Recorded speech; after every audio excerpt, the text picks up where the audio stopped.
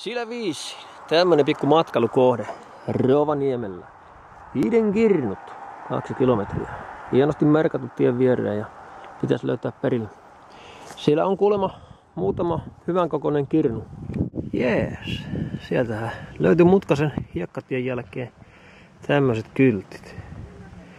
Access by own responsibility. Omalla vastuulla on myös englanninkieliset ihmiset täällä. Mielenkiintoista. Tuon näköisiä kalliomuodostelmia sitten rupeaa tulemaan vastaan. Ja opastetaulua. Siinä vähän selostusta sitten, että miten ja milloin nämä on löytynyt nämä kirnut ja hienoja teorioita, kuinka nämä on syntyneet tänne.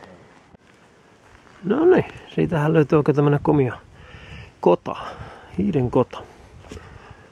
Nyt on liikenteessä siihen aikaan vuodesta, että se on jo kota on jo kiinni. Mutta tämmönenkin mahdollisuus tätä löytyy sitten. Ahaa, tätähän voi ihan näköjään vuokrata tuosta. Tääkin semmonen kota. Dodi, ja siinähän se on sitten heti tää suurin kirnu. Liemikirnu. Tää on ihan vaikuttavan kokoinen näköinen. Vähän tummaa on tuo vesi tuolla pohjalla kyllä, että ei houkuttele tekemään uimahyppyjä tällä kertaa, mutta tuolta olisi kyllä mukava leiskauttaa tuolta kiven päältä. Sitten löytyy tämmönen vähän erikoisemman mallinen kirnu. Vähän tämmönen niinku moniosainen. Oikein jänsken näköinen. Joku on käynyt siellä syömässä eväät näköjään.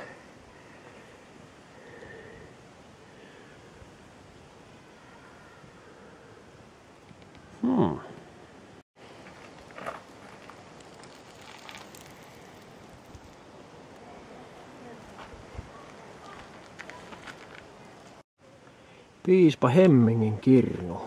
Löytyy täältä tämmönen.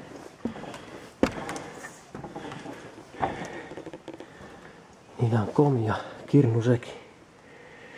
Tarinaan kertoo, että piispa Hemminki täällä hiihteli ennen muinoin ja sitten kadotti toisen suksensa ja siitä syystä sitten liukasti tuossa kallion päällä ja putosi alas tänne kirnuun ja oli sitten siellä aivan Hemmingissä. Voi olla, että keksin tuon tarinan ihan itse. Sitten löytyy vähän pienempikin hiidenkirnu. Tällä ei ole vielä annettu nimeä. Mikähän se olisi? Sitten on tämmöisiä kirnuja, mitä ei ole vielä jaksettu kaivaa auki. Tuossa on selvästi joku kirnu myös, mutta se on jätetty rauhaan. Täällä on näköjään enemmänkin tämmöisiä kirnuja, mitkä ei ole vielä kaivettu auki. Tuostakin ottaisi lapion, niin sieltä voisi löytyä jonkun näköinen potero. Mutta syödään puolukkaa välillä. Sitten on tämmöisiä pikkukirnuja tässä muutamia. Mitä ei ole pietty kunnossa, ei ole kaivettu auki sen koommin. Sammakoiden kutupaikkoja ja semmosia. Sitten jos sattuu kulkemaan täällä niin kuin sadesäällä, niin täältä löytyy oikein hyvä sateenpitopaikka, tämmönen pikku luolaki. Ei ollenkaan hassu. Pehmusettakin löytyy sieltä, kuivia lehtiä. Siihen vaan makuvalusta ja päiväunet. Siinä näyttäisi olevan myös kalliokiipeilijöille hyvä seinä. Siellä on joku käynyt kiipeämässä, on koukku ja ketju. Hakattu kallio. Hyviä pikku jyrkänteitä löytyy täältä. Mielenkiintoisia pikku onkaloita muodostunut paljon tänne kallioihin. Se näyttää melkein sieltä niin kuin se olisi sulanut koko kallion pinta. Käynyt kuplimaan. Mutta siihen varmaan joku parempikin teoria olemassa. Ja tässä on sitten tää kuuluisa uimahyppykallio. Tästä kun ponnistaa sopivasti, niin pääsee tuonne syvimpään kirnuun hyppäämään. Hyppäsin kyllä, mutta mulla on vähän tuo vasen polvi tänään kipeänä, niin vähän haittaa ponnistusta. Onko kallaa tullut?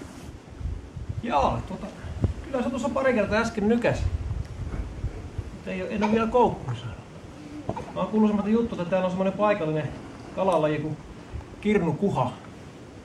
Kuulemma semmoisia aika isoikin kaloja, että saattaa olla 3 metristä, mutta en tiedä, että voi olla, että on väärän värinen tää viehättävä. Tai sitten se on tuo hiisi syönyt ne kaikki jo.